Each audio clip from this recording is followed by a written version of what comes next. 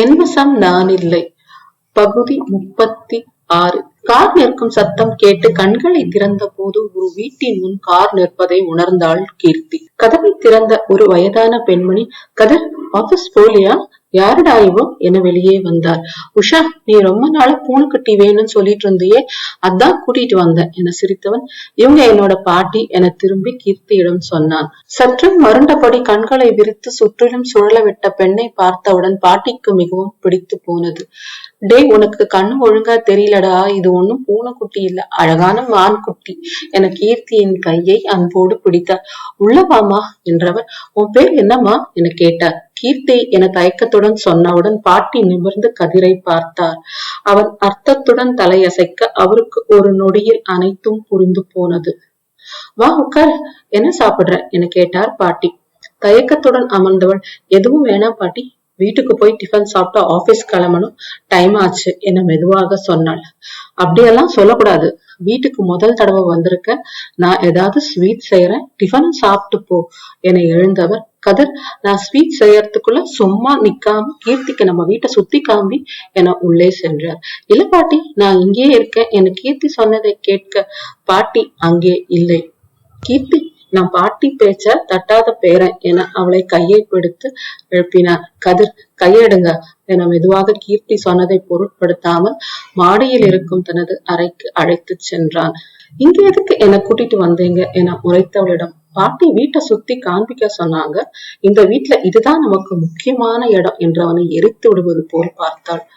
Okay, பாத்துட்டேன் என திரும்பியவளிடம், கீர்த்தி உன் கூட பேசணும், ஜஸ்ட் 5 minutes என மென்மையாக சொன்னான். ஏனோ மறுக்க மனம் இன்று, ஓகே 5 minutes தான் என தனது செல்போனில் நேரம் பார்த்தாள். கீர்த்தி, உங்க வீட்டுக்கு வந்த போது அது உன்னோட வீடுன்னு எனக்கு சத்தியமா தெரியாது. தேவுக்கு ஒன்னதான் பொண்ணு கேட்க போறோம்னு எனக்கு தெரியவே தெரியாது. தெரிஞ்ச போது எனக்கு என்ன செய்யறதுன்னே தெரியல. ஆனாலும் என் மனசை என்னால மாத்திக்கவே முடியல. மறுநாள் நாம சந்திக்க முடிவு செஞ்சிருந்த பீச்சுக்கு 4 மணிக்கு கிளம்பிட்டேன். அப்பதான் தேவ் வீட்டுக்கு வந்தான் என நடந்ததை சொன்னான். நீங்க சொல்றதை என்னால நம்பவே முடியல, நீங்க நல்லா போய் சொல்றீங்க.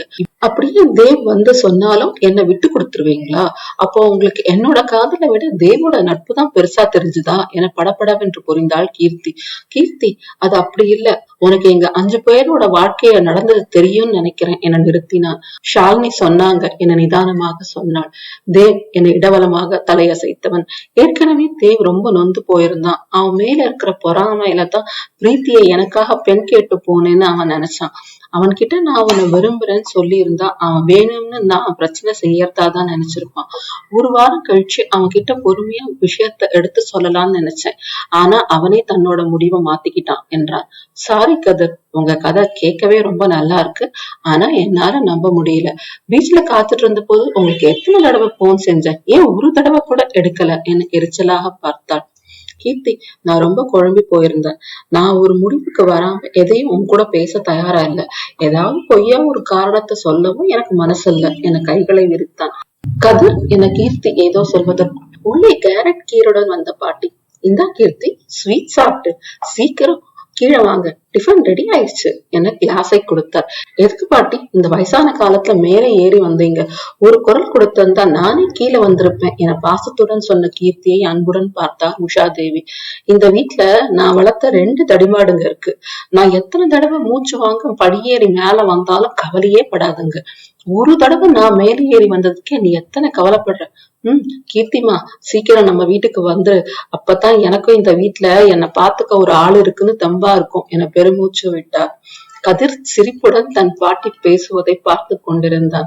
இப்ப எதுக்குடா அவனுக்கு சிரிப்பு? ஒரு வேலையை உருப்படியா செய்ய தெரியாது.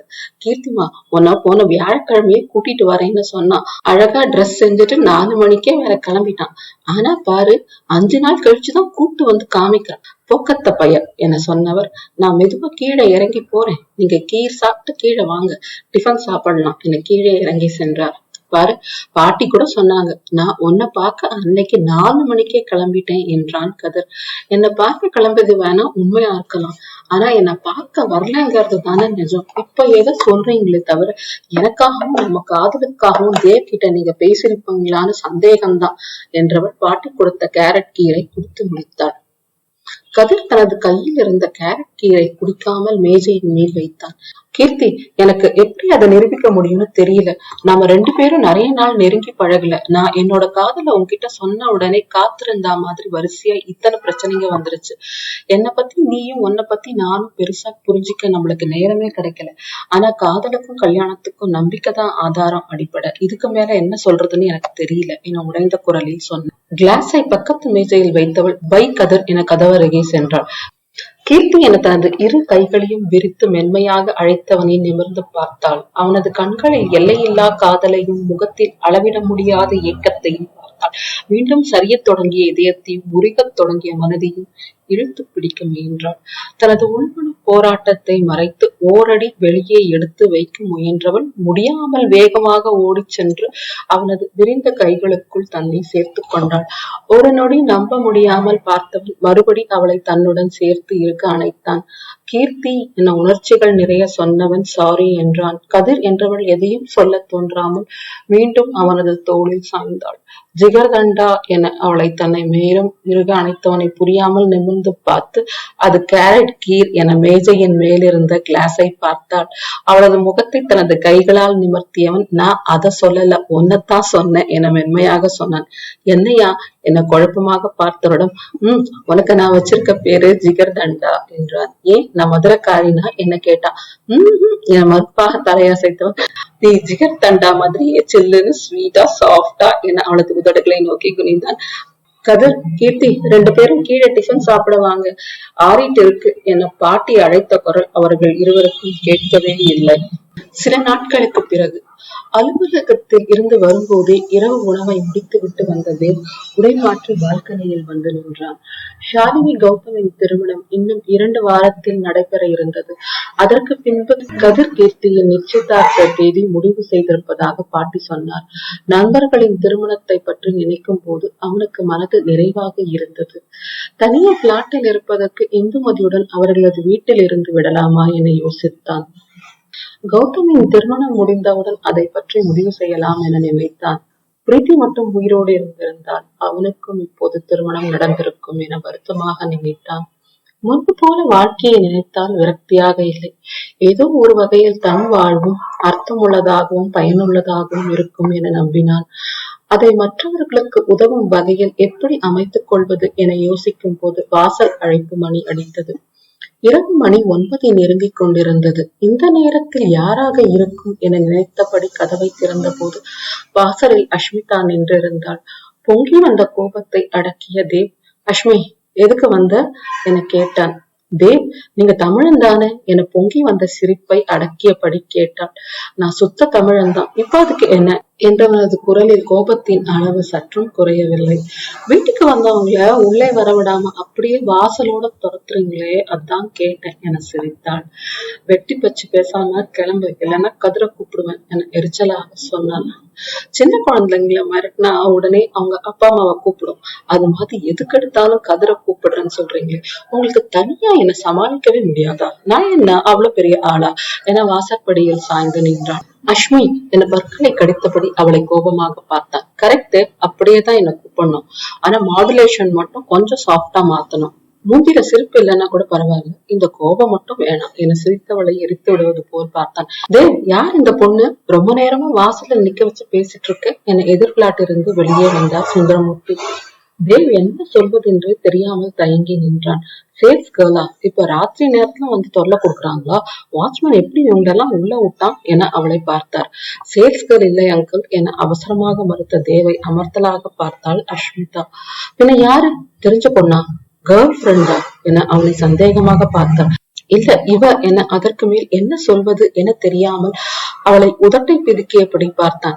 யார் தேவ்? ஏதாவது பிரச்சனை செஞ்சா சொல்லு, என் ஃப்ரெண்ட் தான் இந்த ஏரியா போலீஸ் இன்ஸ்பெக்டர், அவனை இப்பவே வர சொல்றேன் என தனது செல்போனை எடுத்தார். ஐயோ அங்கிள் வேண்டாம், இவ என அஷ்மிதாவை பார்க்க அவளோ நக்கலாக அவனை பார்த்தபடி நின்றாள். என் மாமா பொண்ணு என தேவ் சொல்வதற்குள் அவனுக்கு வியர்த்து கொட்டி விட்டது. அப்ப எதுக்கு வெளியே நிக்க வச்சு பேசிட்டு இருக்கா? உள்ள கூட்டு போய் பேசு என்றார். மனமென்ற தேவ் உள்ளே செல்ல அஷ்மிதா உள்ளே செல்லாமல் வெளியே நின்றாள். உள்ளே போமா என சுந்தரமூர்த்தி சொல்லி நகராமல் வாசலிலே நின்றாள் அஷ்மிதா. தனது கோபத்தை அடக்க போராடியதே உணர்ச்சியற்ற குரலில், அஷ்மி உள்ளவா என்றான். தனது வலது காலை பிளாட்டில் எடுத்து வைத்து அஷ்மிதா உள்ளே வந்தவுடன் வேகமாக கதவை சாத்தியது. எதுக்கு இப்படி ராத்திரி நேரத்துல வந்து பிரச்சனை செய்யற என கோபமாக கேட்டான். வேற எதுக்கு, உங்க மேல இருக்க காதல்ல தான் என வீட்டை சுற்றி தனது பார்வையை சுழல விட்டாள். வா, பிளாட் நல்லா இருக்கு என்றவள் ஹாலின் மறுபுறத்தில் இருந்த பால்கனியில் இருந்து தெரிந்த கடலை பார்த்து பியூட்டிஃபுல் என்றாள். மண்ணாங்கட்டி, கிளம்பு என்றான். தேவ், நான் கேட்கிற ஒரே ஒரு கேள்விக்கு மட்டும் நீங்க பதில் சொல்லுங்க. எதிர் வீட்டு அங்கிள் கேட்கும் போது என்ன உங்க ஃப்ரெண்டுன்னு சொல்லியிருக்கலாம், ஏன் உங்க பெரியம்மா பொண்ணு சித்தி பொண்ணு அப்படி ஏதாவது சொல்லிருக்கலாம்ல, ஏன் மாமா பொண்ணுன்னு சொன்னீங்க என இடுப்பில் கையை வைத்தபடி கேட்டாள். அந்த நேரத்துல என் வாயில வந்ததை சொன்னேன். அனாவசியமா நீ எந்த கற்பனையும் செஞ்சுக்காத, எனக்கு என் பிரீத்தி மட்டும் போதும் என வெறுப்பாக சொன்னான். தேவ், அப்ப கோயில்ல சொன்னதுதான் இப்பவும் சொல்றேன். உங்க காதல் மாதிரி என் காதல் எந்த எதிர்பார்ப்பும் இல்லாம இருக்கு. இப்ப நான் என் வீட்டுக்கு போறேன், ஆனா உங்களுக்காக நான் எப்பவும் காத்துட்டு இருப்பேன் என உறுதியாக சொன்னான். அஷ்மி, பிளீஸ், நான் சொல்றத கேளு. நீ உன் லைஃப வேஸ்ட் பண்ணாத. நான் எப்பவுமே என் முடிவுல இருந்து மாற மாட்டேன் என நெகிழ்ந்த குரலை சொன்னான் தேவ். அவன் அருகே வந்தவள் அவனது டிஷர்ட்டின் காலரை தனது கைகளால் பற்றி, மிஸ்டர் தேவ் நாராயண், உங்களை முதலா என் வீட்டுல கதிரோட பார்த்த போது என் இதயம், மனசு, எல்லாம் ஒரு நொடி தடுமாறி போச்சு. அந்த நொடியிலிருந்து இப்போ உங்களோட பேசுற இந்த நொடி வரைக்கும் என் வசம் நான் இல்ல என சொல்லும் போதே அஷ்மிதாவின் குரல் உடைந்து போனது. அவளது கைகளை வலுக்கட்டாயமாக தன் காலரில் இருந்து விடுவித்தவன் அவளை இழுத்து கதவருகே நிற்க வைத்தான். அஷ்மி, இதுதான் உனக்கு லாஸ்ட் வார்னிங். இன்னொரு தடவை இந்த வீட்டுக்கு வந்து கதிர்கிட்ட சொல்லிட்டு இருக்க மாட்டேன். நான் இந்த ஊரை விட்டு கண்காணாத நாட்டுக்கு போயிருவேன் என உறுதியாக சொன்னேன்.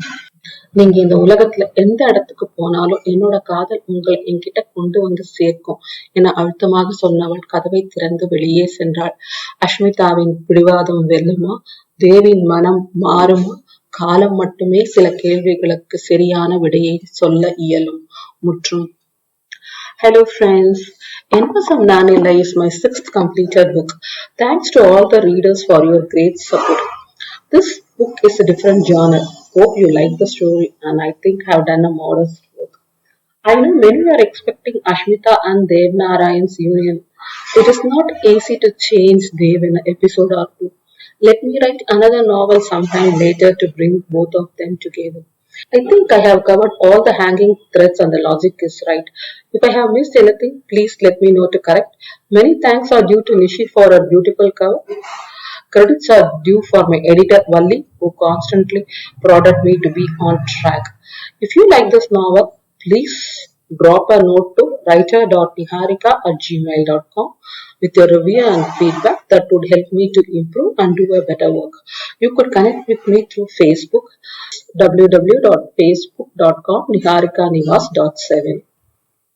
For latest updates on my novels, short stories, blog entries, please visit my blog page https://niharika-nivas.blogspot.com.